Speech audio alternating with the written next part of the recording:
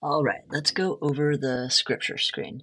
So for the scripture screen, we usually have 3, sometimes 4 scriptures. They come from the daily lectionary, the Revised Common Lectionary, which is a reading plan of about 3 scriptures each day and 4 on Sundays and special holidays that pretty much completes the reading of the entire Bible in about 3 years. A lot of churches use it in a lot of different denominations so that everyone's on the same track, studying the same scriptures throughout the different aspects of the church calendar. It goes along with Lent and Advent and Easter time. And so that's the church calendar that I chose to follow for Bible reading plan. Let's go into one of them. So I just clicked there. We have the text. We can make the text auto scroll if we want to let it choose the pace for us.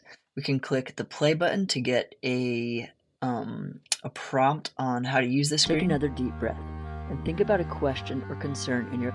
That is how we use Lectio Divina here. It kind of walks us through Lectio Divina. If I click on the text, we will get a picture that you can zoom into, AI art produced knowing what the text was about. And then you can push show text to get back to the screen. Now you can always hit this down here to do your journaling for what you're learning from God through the scripture. That's always a good practice. But we have a lot of different tools here. So we have the Bible Project videos that we can watch for the scripture. We can, this will take you right to Bible Gateway, where you can do a bunch of other different types of word studies.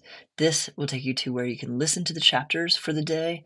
Then here, this is the AI tools that I have used to generate a bunch of applicable topics, everything from the symbols, the developing symbols, an application question, the summary of the passage, the socio-political setting. You can choose your own adventure story, which will test you on the lesson, the takeaway.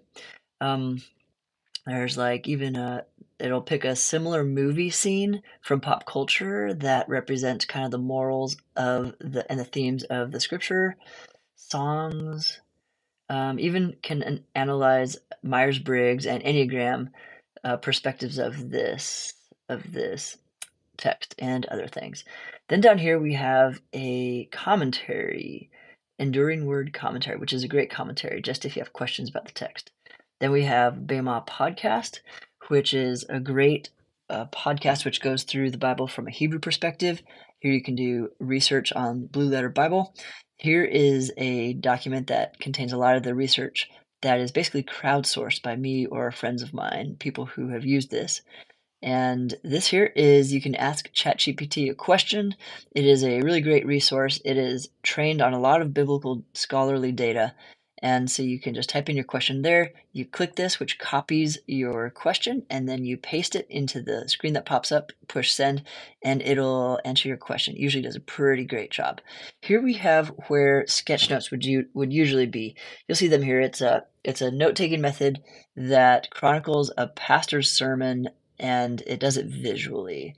So there will be mine or the sketch notes of other people here. Also down here we have room because there is also on selected days where we have a Google Maps location, like a street view location. It'll let us look around in one of the locations mentioned in the scripture. You can look around as if you're looking from the street view.